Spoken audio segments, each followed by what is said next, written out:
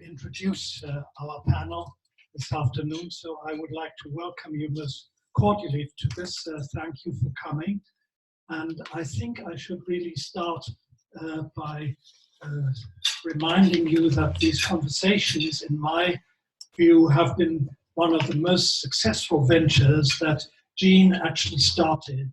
And therefore, I think since she has brought us together, but also turned this epic enterprise into a major organization, I would like to thank her very much for working so hard for quite a few years now to make this possible.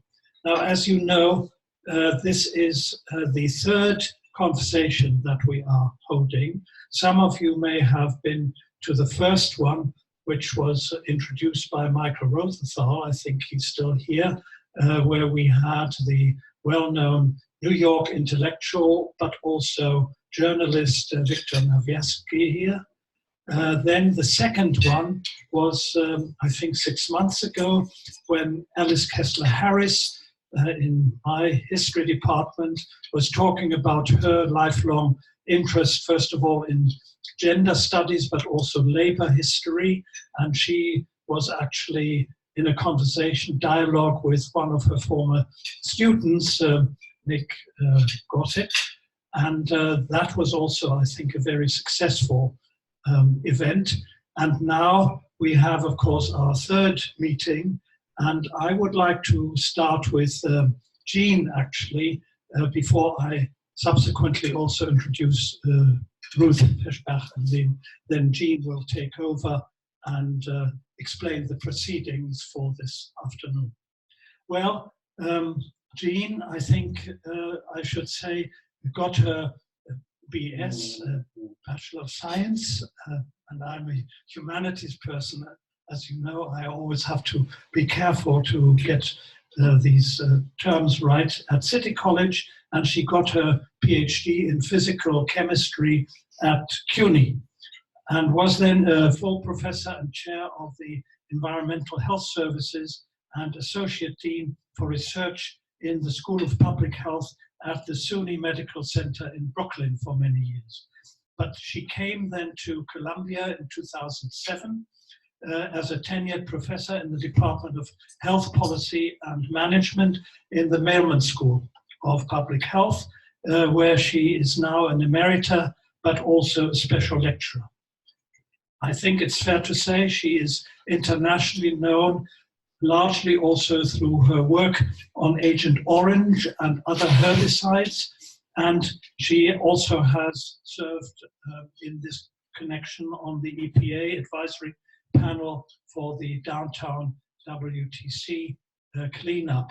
So she has both locally but also internationally acquired a very formidable reputation, I think, and she's continuing her work on Orange Agent and the Vietnam War, together with her husband, Stephen, who I think is also here, so welcome, Stephen, because they are still engaged, actively engaged in the health concerns of Vietnam veterans. So I hope you can see it is a very impressive record and biography that she has. Now, as to Ruth Fischbach, and I always have to look at the long names of medical schools in order to introduce them properly. Like Jeanne, she is a colleague of hers at the Mailman Center's School for Public Health. She started off in psychiatric epidemiology before turning to medical ethics. In the 1990s, she taught as a professor in the Department of Social Medicine and the Division of Medical Ethics at Harvard University, where she also established the Center for Medical Ethics. From 1998 to 2001, she served as a senior advisor for biomedical ethics at the National Institute of Health. And then she, like Jeanne, she became a professor at Columbia University in bioethics. Like Jeanne, she has been awarded many grants and received a string of honors, such as being nominated the Distinguished Alumna of the Cornell University Hospital in New York. Now, that is, I think, I was supposed to keep this short, all I would like to say by introduction, and I would like to hand over to Jeanne now, who will explain the proceedings of this event. Thank you very much. Thank you, Volker. You left out my 1981 to 2000 something or other slog at Columbia for all those years before. As Volker said, we've decided as a group that once a semester we would have a epic conversation. Michael Rosenthal very creatively named it as such, in which we choose one of our own to talk to about an important contribution and to get their thoughts and background. And Volker very strongly felt that we ought to deal with bioethics, and I said, well, if we're going to do that, there's nobody better at the entire university than Ruth Fischbach. Which is very funny because we've actually been neighbors in the buildings for maybe 25 years, and honestly, last month was the first time we ever spoke to one another, which says something about us as an institution. And one of the nice things that EPIC does is to let you actually talk to people who aren't in your own field. The ground rules are we're going to have a conversation for about a half an hour or so between us on trying to pull out some nuggets from a very long and important history and set of achievements that Ruth has, and then we'll open this up to discussion from the group, because I'm certain that everybody in this room is going to have some area that they want to contribute. I'm more or less going to just serve as the person to ask Ruth questions, because except for the fact that I take IRB tests all the time, I am not an expert in this field. So with that, let's get started. And the first thing is, when you saw this slide, so Ruth put together a whole series of ideas, and I culled from them, and we had conversations to try to narrow this down to a short enough conversation. So, when she saw this first slide, she said, "Well, this one has an interesting story. So why don't you start with that story?" So the story is that in the early 1900s, when people had surgery, they didn't have CAT scans and PET scans and MRIs. They had to actually open up surgically the abdomen, for example, look around, see what needs to be done, and then close the incision and talk to the patient, maybe, and then the next day actually do the surgery. So it happened that a woman had fibroids and came in for surgery. The surgeon, and this was at the New York hospital. That's why I thought this might be of interest, because it's certainly something we're associated with. And he opened up her abdomen, looked at her uterus, saw that she had these fibroids, and thought to himself, you know, it's a pain in the neck to have to sew her up and then the next day open her up again. So he decided to remove the fibroids. When he told her, when she came out of anesthesia, she was furious. She said, "Why didn't you tell me? I wanted to know what you were going to do." And she ended up suing this surgeon in the New York hospital. And this case ultimately rose up to the New York State Supreme Court, where Benjamin Cardozo was the Chief Justice. And he settled the case. It was interesting. He settled the case because the doctor was not legally responsible because he was not a kind of employee of the hospital, so he didn't have to pay any money. But this ruling became our very important principle of self-determination. And that ruling really colors most of what we do in bioethics and medical ethics.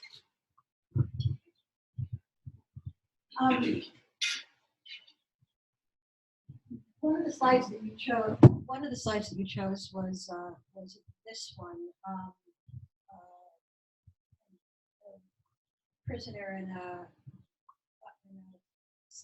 camp in Germany during the war, and I know we found out we share a good deal of history. And it's interesting that I think Volker as well, interest in ethics is also colored by the World War II experience. And I would like you just to talk a little bit about why you think, why did you choose this slide as your second slide? Well, first of all, many people feel that bioethics arose from the ashes of the Holocaust. And this particular picture is a picture of what the Nazi doctors were doing to test the effect of high altitude. So when you're in high altitude, eardrums suddenly burst open. It's an extremely painful experiment. Many of these experiments were done to test what happens to German soldiers under extreme conditions. You probably heard about the ice water experiments where these unconsenting Jewish prisoners would be submerged into a tank of ice water to see how long they lived. This was supposedly going to help the Germans to figure out when their pilots were downed in their airplanes into the North Sea. But they did all kinds of horrendous experiments. The outcome was always death. Most of the people did not survive. And after the war, a very important legal experience was set up called the Nuremberg trials. And here, a number of German Nazi doctors were brought to trial for crimes against humanity. And many of them were subjected to prison. Some were actually hung, the more horrendous of them. Some of you may have heard of Mengele, who especially did experiments on twins. But the Nuremberg Code was very, very important because it established the whole principle of informed consent. And these are the principles that informed consent must rely on.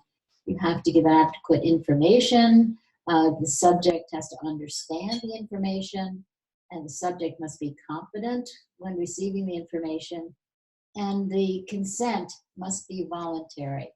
And these principles are absolutely incorporated into our ideas of informed consent. And I particularly highlighted and put in red the word subject, because for me, that became a very important concept.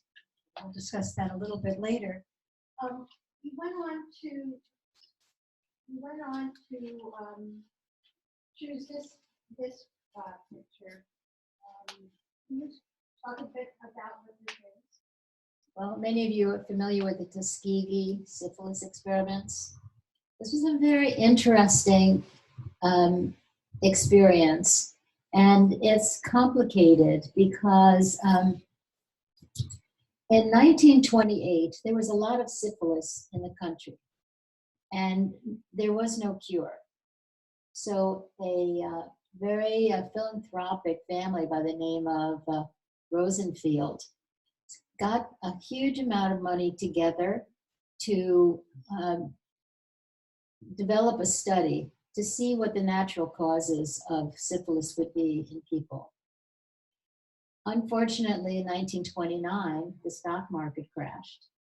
He lost all of his money. So there was no money to really run the study. There was a Black African-American doctor at the University of Tuskegee who actually was extremely enthusiastic about this study because he wanted to show that Black men with syphilis have the same course as white men.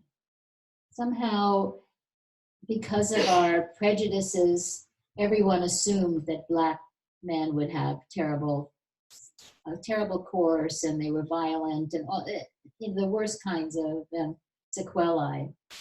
So the U.S. Public Health Service, oh, and the other thing is his hospital was floundering and going under. So he collaborated with the U.S. Public Health Service, who funded the study, and the study began in 1932. What's interesting about this study is that it was never undercover. It was never secret. Every year, there was a published report about these men, the 600 Black men who were recruited for the study to be followed, to see what physical changes happened to them over the year. The study was not ethical from the outset because there was no informed consent. The men were told that they had bad blood.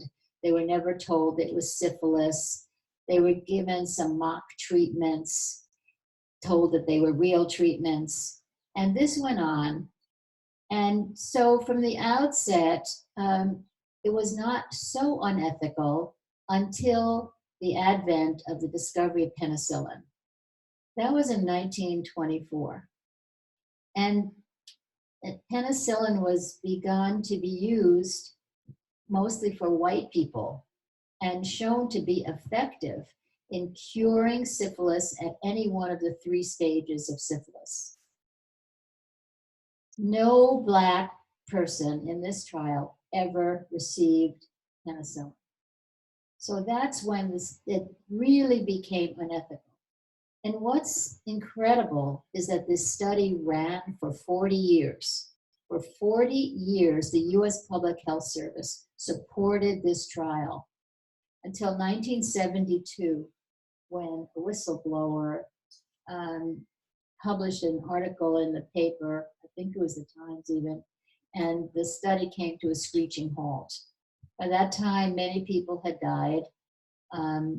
They had recorded very assiduously all of the sequelae of syphilis, and indeed it was the same as white people. So in a way, that was a redemption for the Black community to show that they indeed were no different than white people. That was the only happy ending. The other happy ending was that many, many things happened because of the Tuskegee trial. The most important was that there was a group of very astute lawyers, physicians, ethicists who got together to study how could you prevent, what could you do to see that a study like Tuskegee never ever would happen again. And at the end of the day, they met in a wonderful meeting house in Belmont, Maryland. And so they called this the Belmont Report, and that's how people know this, but it was extremely important. The 3 principles which really guide our both research and medical practice were generated by this study and by the report. So autonomy, respect for persons, self-determination, beneficence, which means doing what is good for someone, and also the converse of non-maleficence. You don't want to do what's bad for people. And justice, which is a very important ethical principle where you have fair distribution of risks and benefits. And these principles are very important. They're like the bedrock of our medical ethics and bioethics, but sometimes they clash. So autonomy and beneficence might clash. For example, people who have motorcycles, they love to zoom on their motorcycle and let the wind sweep through their hair. Well, we said, no, you're not going to do that, because if you fall, you're going to hurt your head. So now it's legally required that people wear helmets. So that's removed their autonomy, but they removed their autonomy because of our importance of beneficence. And now I see a really most exquisite dilemma. We're going to go into it a little bit later. But you can see how one principle can trump the other principle. Well, isn't that the basis of public health? And for every public health law, we give up autonomy. We can't supposedly. I wish someone would enforce the law about not having all the gentrifiers in Park Slope burn wood in their wood burning fireplace because they're polluting the air. Yeah. So there is no public health law that isn't an infringement on our own personal autonomy. Exactly. But which then gets to one of the reasons I was so interested in talking to you is because you were so involved in the kind of institutionalization of ethics through the IRB, and I think you should explain to people who are not scientists what the IRB is and how it functions. And when we were talking about your role, and we will talk about it in this organization primer that you belong to, you were said that people were kind of surprised by the antagonism that there is to the IRB, and I can tell you that one of the reasons that I went emeritus is that I thought I wouldn't have to take any more IRB exams, but that hasn't been the case. So can you tell people a little bit about how these ethical principles, which we all, any decent human being would think are necessary, how they've come to become a part of the life of everybody who has research involving human subjects? Well, the IRBs were established, the institutional review boards were established soon after Tuskegee, because again, this so shook up our American people that we actually could do experiments on people which were not far from what the German Nazis doctors did. So IRBs, these institutional review boards, were established in each university where there is research, mostly supported research.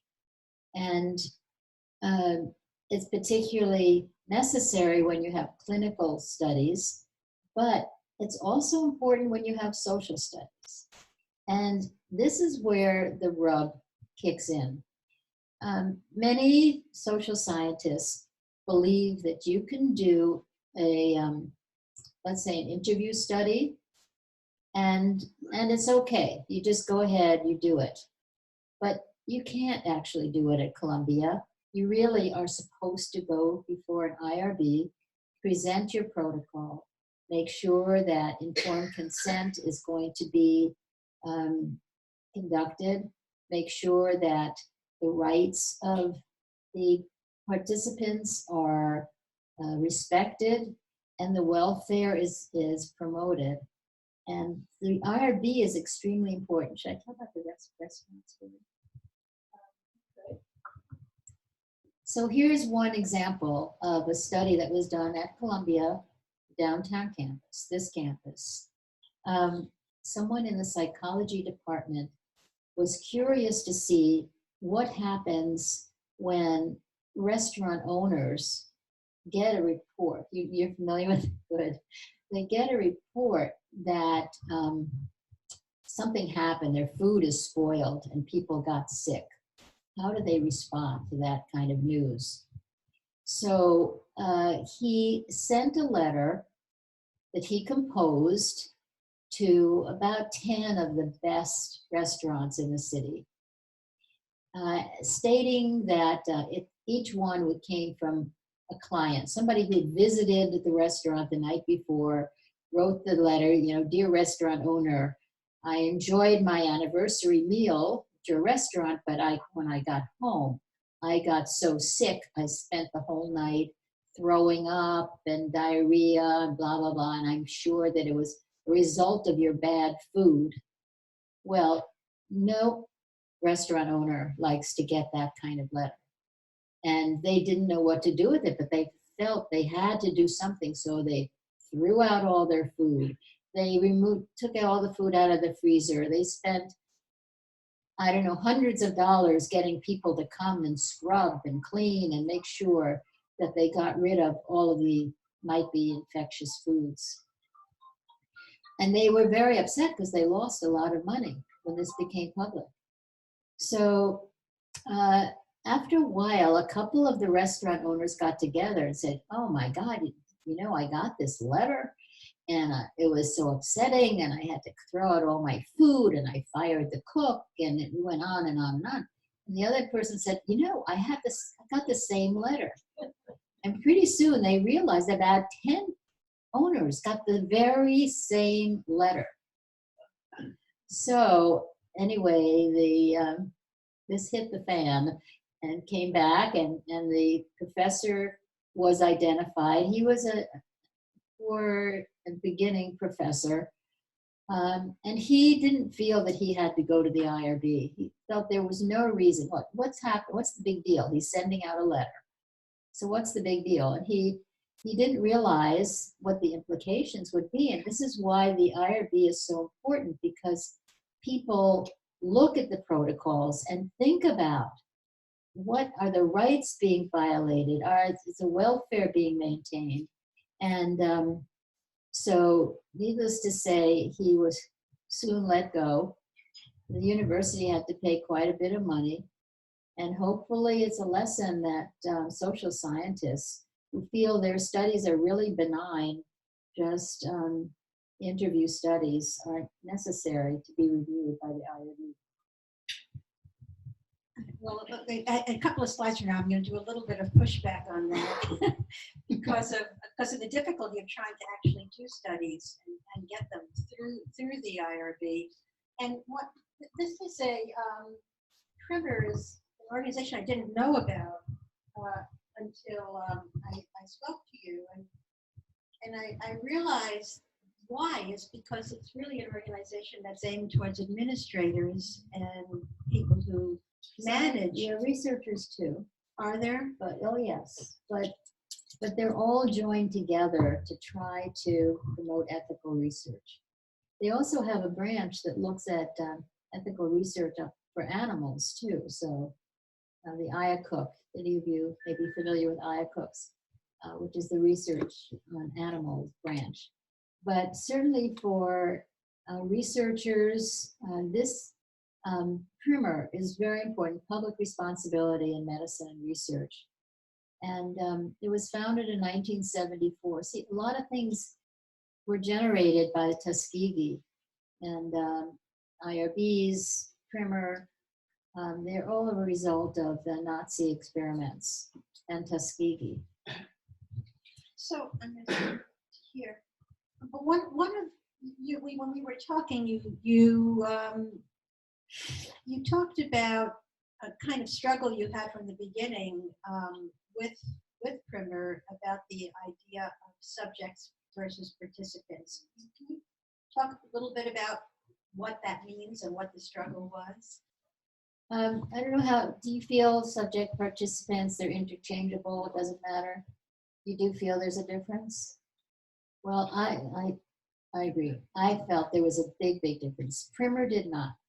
So here's the thing. A researcher designs a study, recruits people to join the study in some way. If it's a medical, clinical study, those people are going to getting, if you have a randomized controlled study, some will get the study medication, some will get a placebo. In this situation, the researcher is really the one in control, and the people on the study are considered subjects because they don't have much power. They're going to take the pill or they get the infusion or whatever, whether it's the study medication or whether it's placebo, they don't have any choice. When they agree to participate in the study, that's exactly what's going to happen to them, whatever the researcher has deemed part of the protocol. But I began to feel that subjects are not powerless.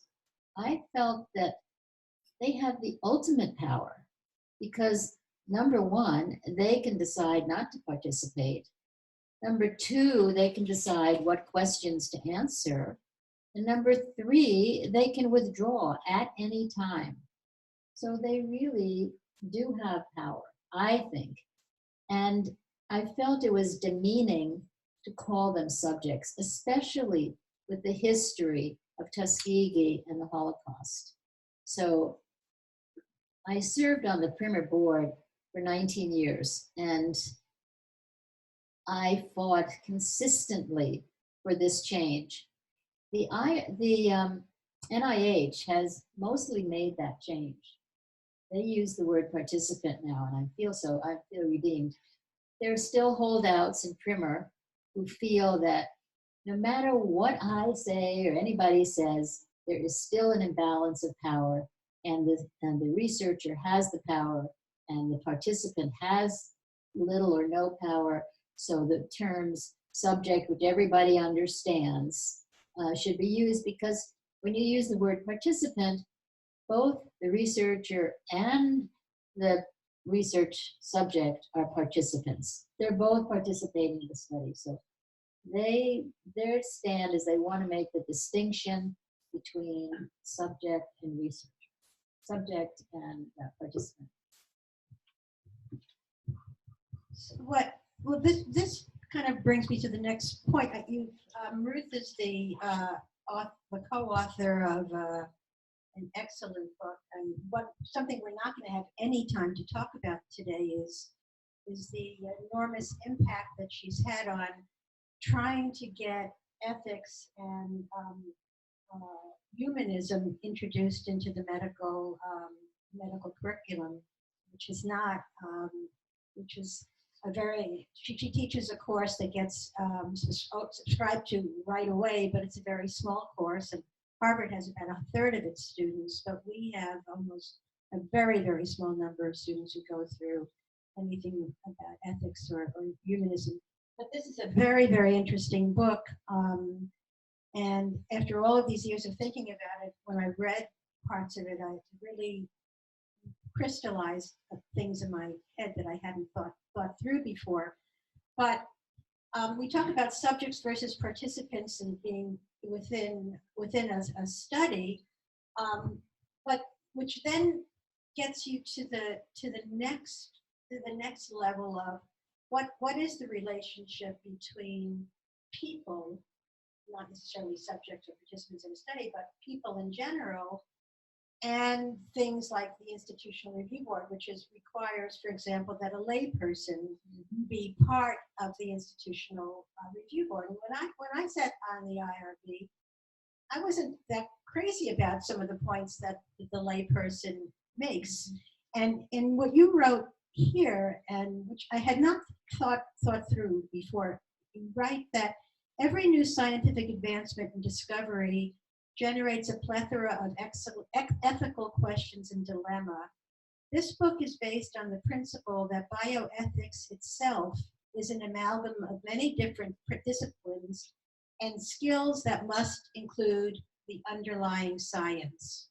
Once the scientific principles are understood, then other bioethical approaches incorporating philosophy, social value, culture, religion can be integrated with the scientific facts to resolve these complex and often contentious moral issues. And I would like your opinion on just how well you think lay people on IRBs do at that.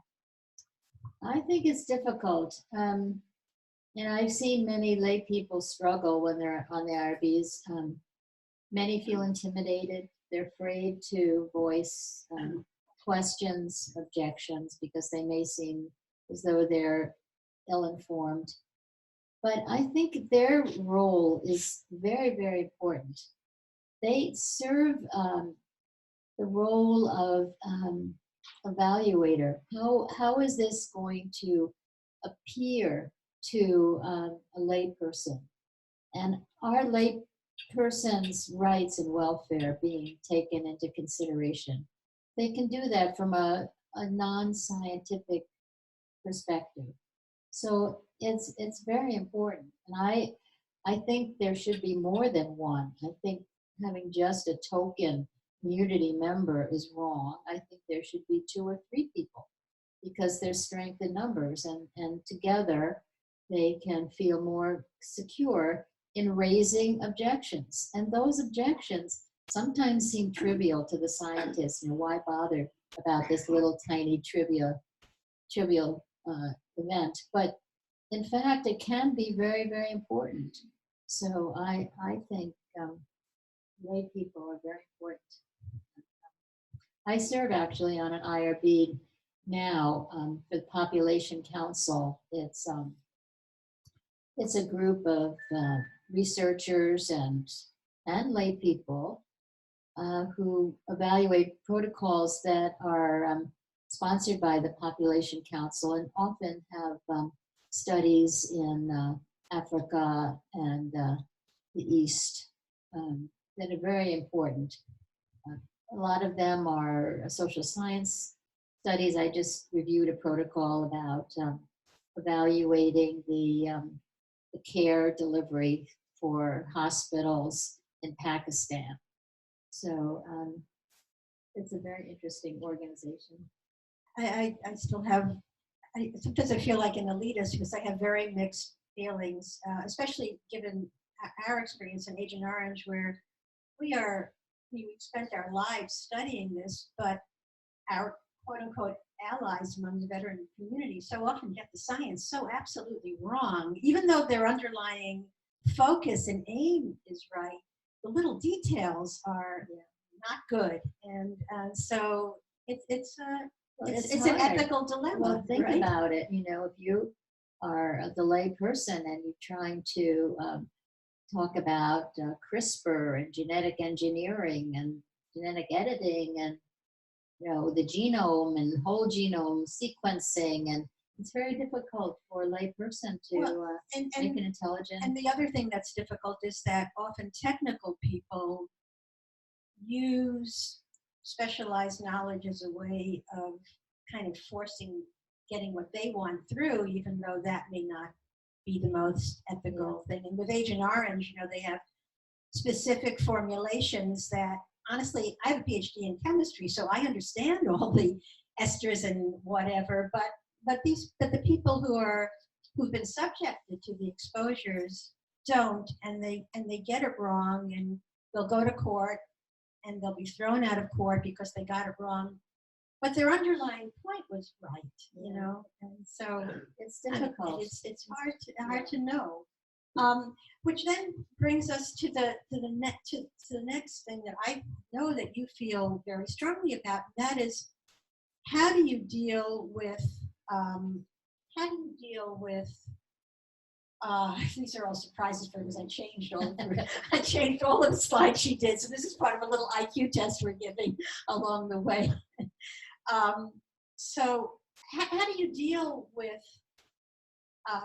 misinformation or downright quote unquote fake news, although God should forgive me for saying that, among people? And I think this is a study that you did with Jerry. Did you do a lot of work together? Never? Or? Jerry is both my harshest critic and strongest supporter. So he is a great reviewer, even on these slides. Okay. To face You're a gonna bring battle. mine? Don't you know how to do this? But the Simons Foundation, that Jerry is the chief science officer for, did fund this study. Very important study. They were doing, the Simons Foundation initially was set up to try to find the one gene responsible for autism.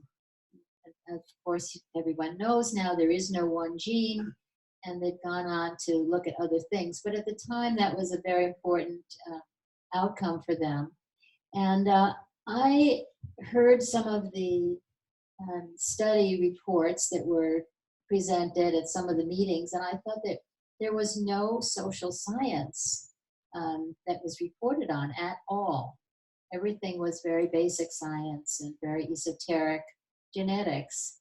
So I wanted to understand how people on the autism spectrum perceive their lives and their families perceive their lives. And it's been reading a lot about stigma. I'm very interested in Goffman. Many of you are familiar with Goffman, Irving Goffman.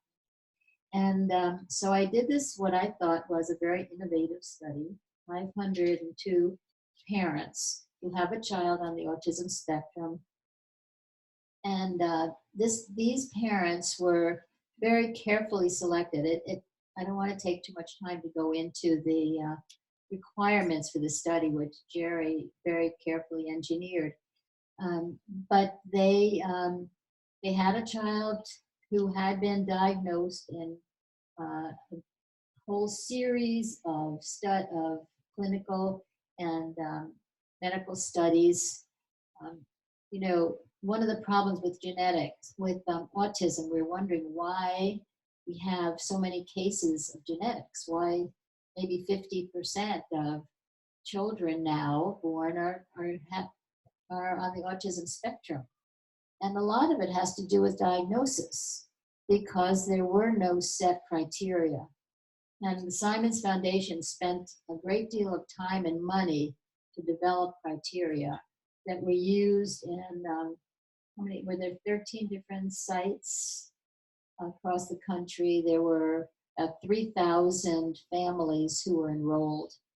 And so I chose 500 randomly, 502, and did these studies. And I thought it'd be really interesting to see the concordance between the beliefs of the parents and the beliefs of researchers working in the field of genetics. Do they feel the same way about things?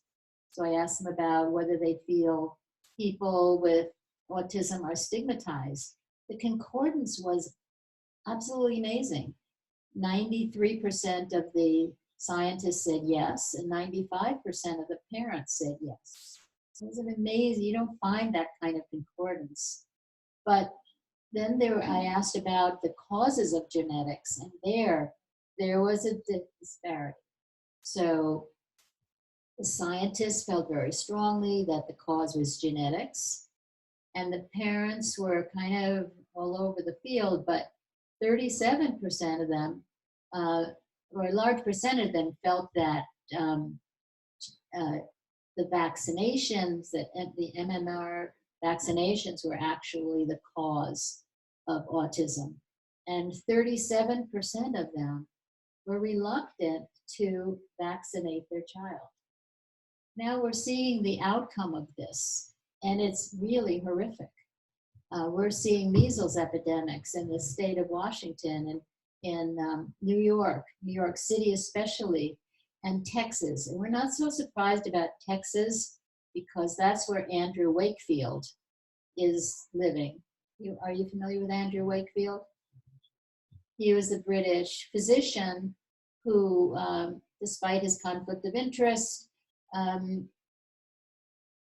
promulgated a theory that children who got their MMRI vaccine actually were going to get autism, and they developed autism, and he spread this theory which somehow took off because Published in the British Medical Journal. Published in the British Medical Journal. Subsequently, he has been disbarred. His license was removed. The paper was no longer published. And nonetheless, he is living in Texas, and he has a cadre of people who are devotees of his theories. And, you know, it's very interesting. It's kind of, I sympathize with parents.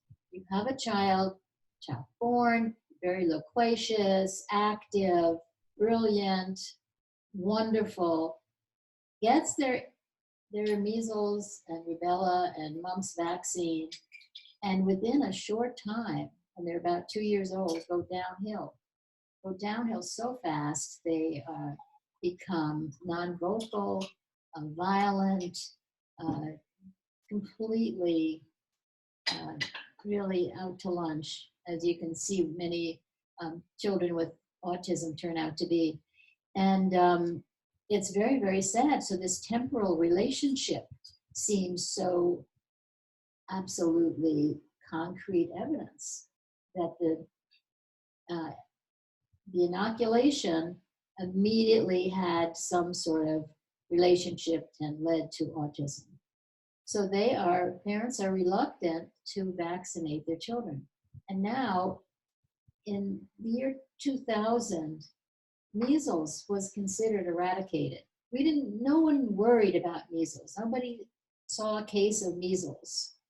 And now, all of a sudden, there are certain pockets of people who have not been vaccinated because their parents have felt they didn't want to have their child vaccinated, and because the government of New York, Washington, and certain other states, I think there are 13, that allow for exemptions. If you have a belief that this vaccine can be dangerous to your child's health, you can legally keep your child from being vaccinated. You chose a picture of people protesting in Washington State. Yeah. I've myself been amazed at the relative lack of reaction from the public health community at this, because it seems to me that it just strikes at the absolute core of everything that public health is about. But it's this exquisite dilemma between autonomy versus justice. And that's why, for me, this is such a dilemma. I mean, it's so exquisite, just as when I study it, but it's really, the outcomes are very tragic. So we are seeing these epidemics now. It's even worse in Europe than here.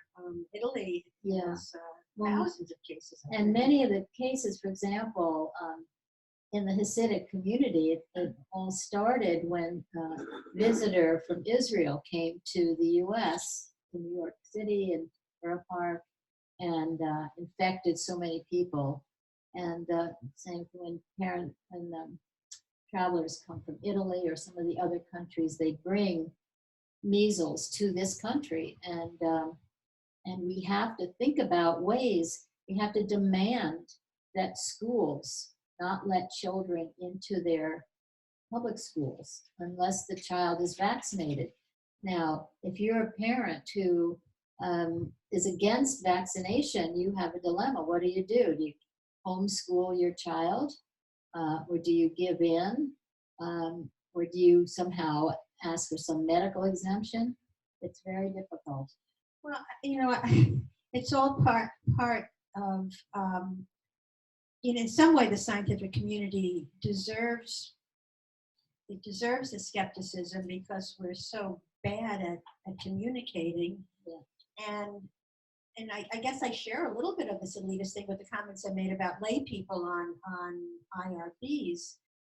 But if people don't believe facts, facts are fungible. Facts are facts. Well, that's what's happening. You really can rant about Trump, but what he has done to politicize issues and make scientists villains, and no one should scientists and physicians should not be trusted.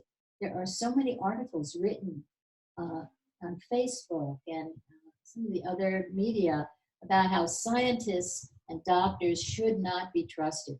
Just like the news, the New York Times should not be trusted. And that kind of mistrust is generated.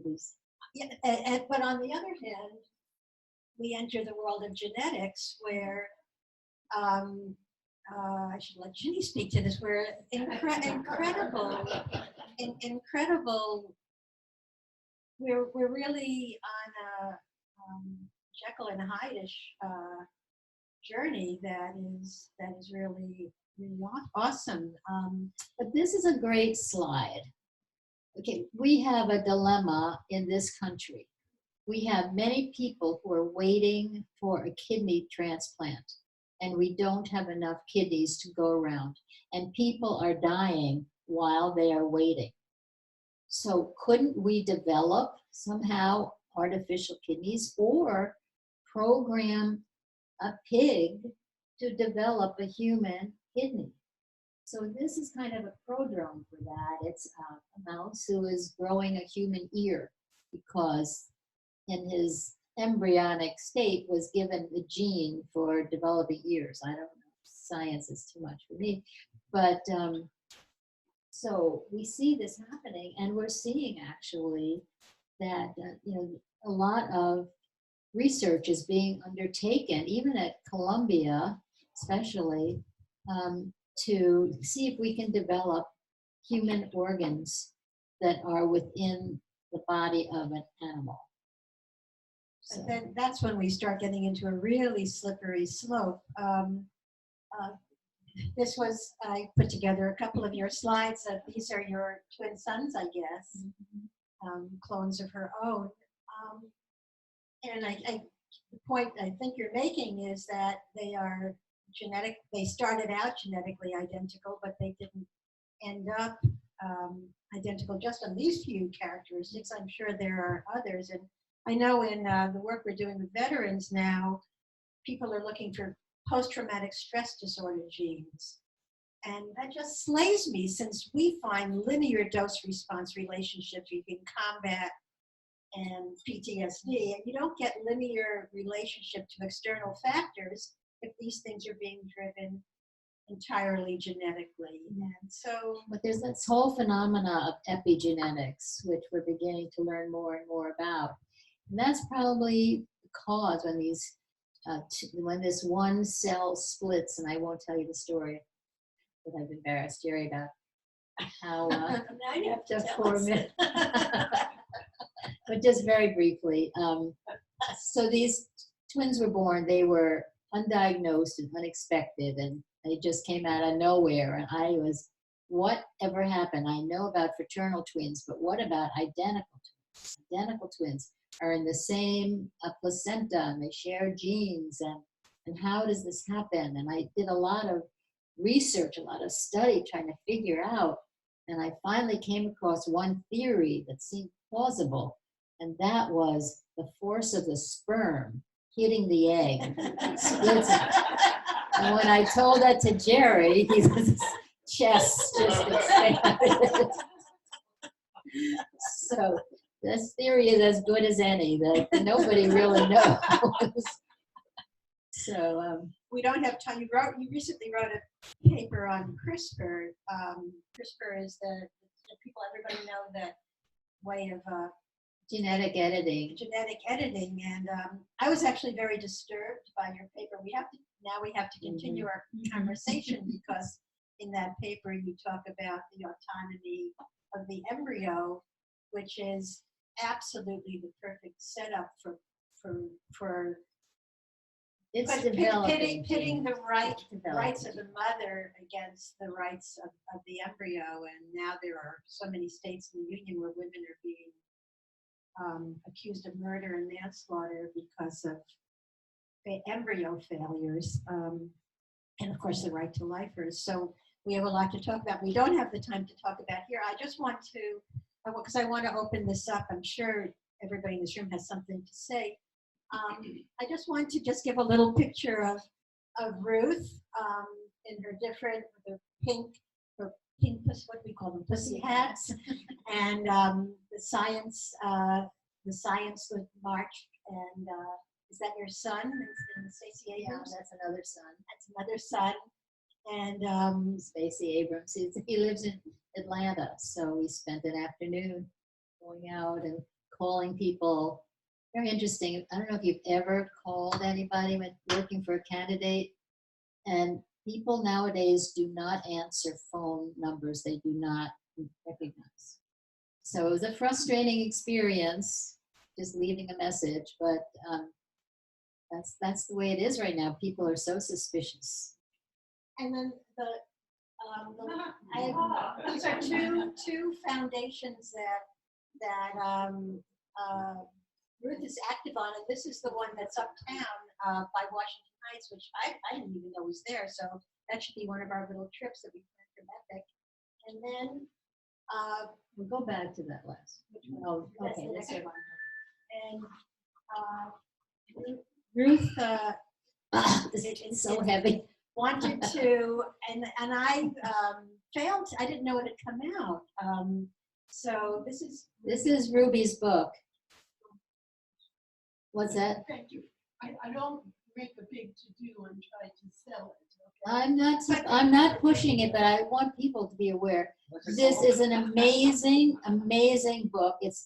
Ruby was the editor. What's it called? Epidemiology of Women's Health. And the reason, and I guess you're classmates, and We're not classmates actually, but we did graduate from the same school. And this is Cornell, New York Hospital, School of Nursing, believe it or not. And so we are graduates, and Ruby's winning the prize this year, should have been earlier, for the Distinguished Graduate, Cornell.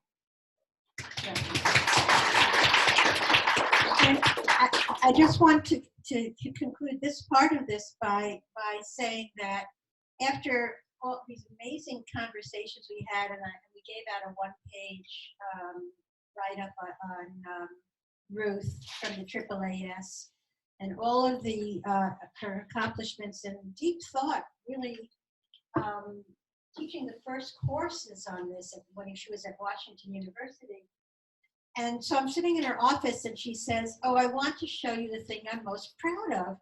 She takes out this beautiful little day calendar about Virginia Apgar, who's I would say she's part of the sorority of women who never got their due in professional life. We're not going to discuss that here. And I just found it so interesting that this is what she says I'm the most proud of, or that she says I have to talk about Ruby. And there's something very beautiful about someone who's so accomplished, wanting to make sure that other people are recognized. So thank you very much.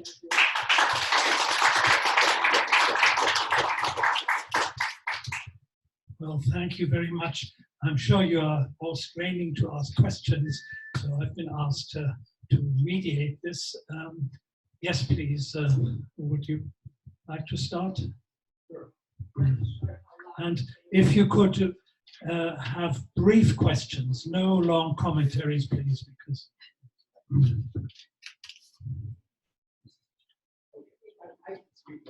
First of all, Ruth, I was so pleased to see you. And I'm pleased to see you Ruth and I collaborated on the Virginia Apgar Symposium. 2 years ago. Because there are 4 anesthesiologists in this room, I have to remind you that Dr. Apgar was. Many people they said the Apgar school as an acronym. Speak up, because Alan, I don't know if Jerry can hear you. Okay, I just complimented Ruth, so that's what I also wanted to say, because there are 4 anesthesiologists here. One of the important contributions to this subject was made by an anesthesiologist, Henry K. Beecher, the chairman of anesthesiology at Harvard, wrote a paper in the New England Journal in 1966, which he described 30 studies which he found reprehensible in the way they were carried out. And it was that study that led directly to the NIH requiring IRBs to review any grant that would go for the IRB. That was horrendous because we were all horrified about the Nazi experiments. And then Howard Beecher found these studies. He went through the New England Journal of Medicine, some of them are prestigious journals, and found hundreds, over 100, but he published about 30 of them. And people, the Willowbrook studies, maybe you've heard about. Yeah. And the one study he did not include, interestingly enough, was Tuskegee. And the reason he didn't include Tuskegee because it was still ongoing, 1966. It didn't stop till 1974. So, but we did horrendous things to patients, to people. And the Beecher article was really a wake-up call. And I'm so glad you mentioned it. I didn't have time to mention it, but that's a really great point. There's a question of having lay people in the IRBs. I never heard of the IRBs until today, but I've been involved with lay people in patent cases, in legal cases. The jury, for example, I was involved in a patent case. The people who are judging it were lay people. They didn't understand my technical talk. So the question is, how do we handle lay people? It's a real problem. In legal cases particularly. I was once one for the comment. They have to educate themselves, and the IRB should help them, give them the materials they need so that they can formulate opinions that are well versed. Okay.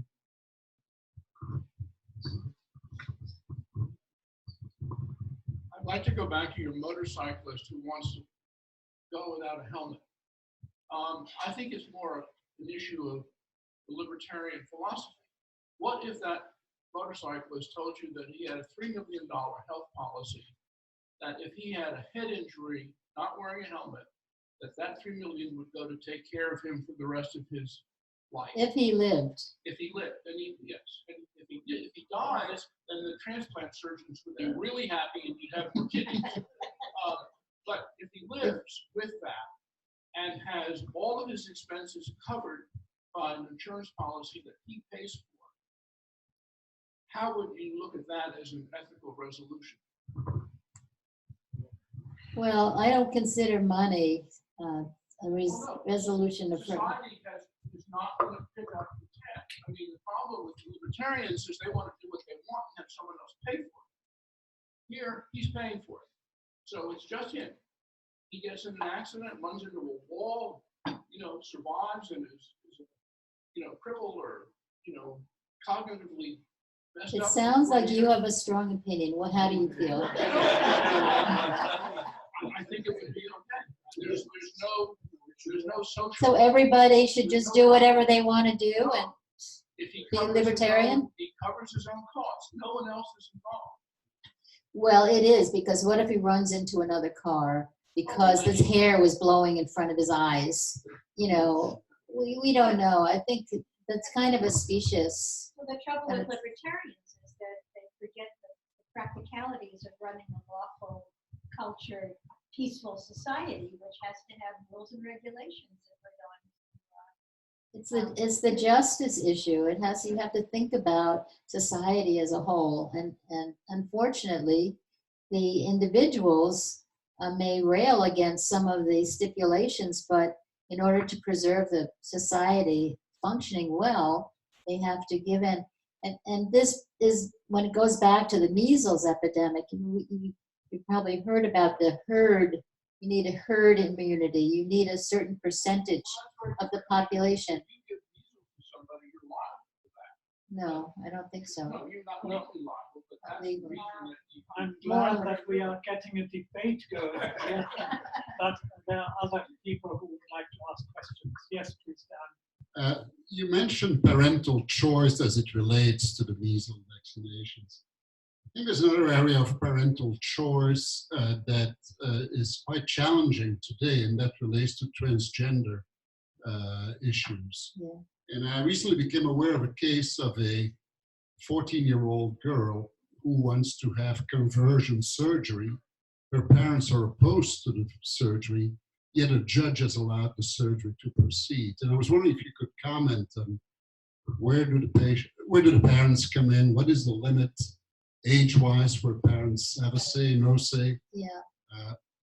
That's I my sit question. on a committee, a very important committee, that evaluates indeterminate genitalia.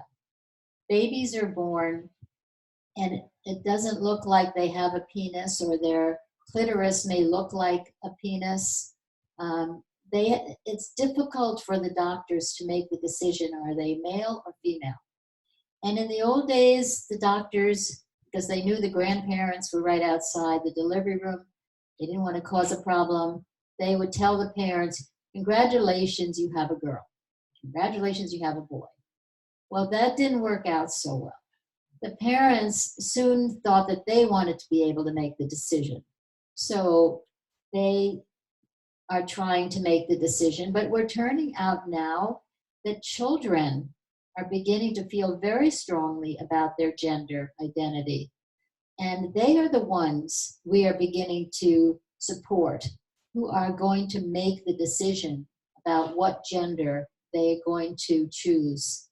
They might want to have surgery, and this judge supported, usually a 14-year-old that's a little young, because autonomy we feel is legal at the age of 18.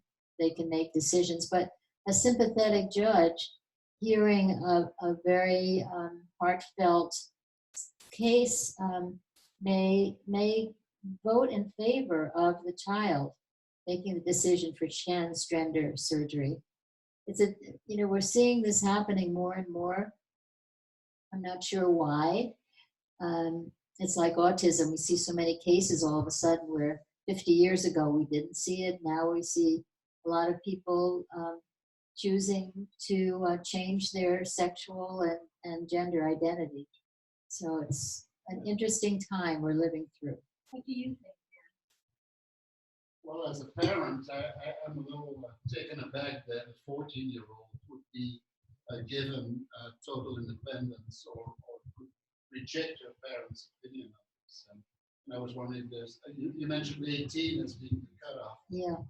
But if a child is really suffering because they do not feel compatible with their body and they want to change that image, you have to have some empathy for that. And I think that's what the judge was ruling on. There's another question. Yeah. Yes, please. Yes. When you have these new diseases that come, epidemics like HIV or Ebola in Africa and the third world, a lot of unethical things and research do happen in spite of the experiences with Tuskegee and World War II. What does the scientific community have to do to prevent, because the next epidemic is going to come? Yeah.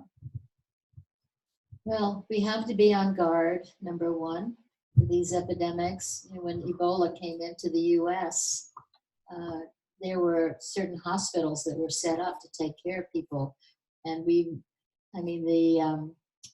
safeguards that went into protecting the doctors, the nurses, any personnel, any person who became in contact with the person with Ebola was quarantined. Quarantine is another public health issue that really pits autonomy and justice together. When you're quarantined, you're put aside whether you like it or not.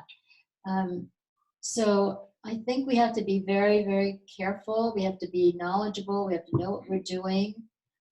Be careful of rogue scientists who are working out new vaccines that have no basis in fact, that are not tested properly. It's going to be an issue. I agree. We're kind of sitting on the cusp of a lot of very dangerous things happening in the world now that we're not even aware of yet. Well, is there one last question? Yes, please. A question about so-called eugenics. I was recently confronted with a part of history that most of you probably know, but in Nazi Germany, before the Holocaust, before World War II, women were sterilized forcefully if they were considered inferior, Germans to Germans. And the idea of eugenics supposedly came from the United States. I was hoping you were going to say that. Could you comment on this? Yeah. There were a lot of children who were considered to be imbeciles or really degenerate. And there was a movement to sterilize these people so they could not breed. And what happened in Nazi Germany is very, very interesting, because the Nazi philosophy began to look at the population as the patient. And they managed to get doctors and scientists to see society as the patient that needs to be carefully taken care of. And so you have to get rid of useless eaters. You have to get rid of people who might contaminate society. And they really inculcated these beliefs to the doctors, so that doctors who ordinarily were very humanitarian, they became killers, because they adopted this philosophy that in order to get to improve the Volk, they had to get rid of undesirables. It started out with children in institutions who were maybe they were cognitively impaired, or they had cerebral palsy, something like that. They worked out a way quickly of killing them through injections into the heart, venal injections. And they set up killing centers, actually, where pediatricians would evaluate a child. If the child was seen to be undesirable, they put a little check mark. That form went to another facility that saw the check mark, and that form went to another facility, and now the check mark meant death. They would round up the child and take the child to a killing facility. So the first physician, really, his or her conscience was clear, because it wasn't his fault or her fault that the child was killed. Then they decided they needed a more efficient way of getting rid of people. And what's so, to me, just sad and surprising is that it were the physicians, the scientists, who thought of ways of using gas, for example, to kill millions of people.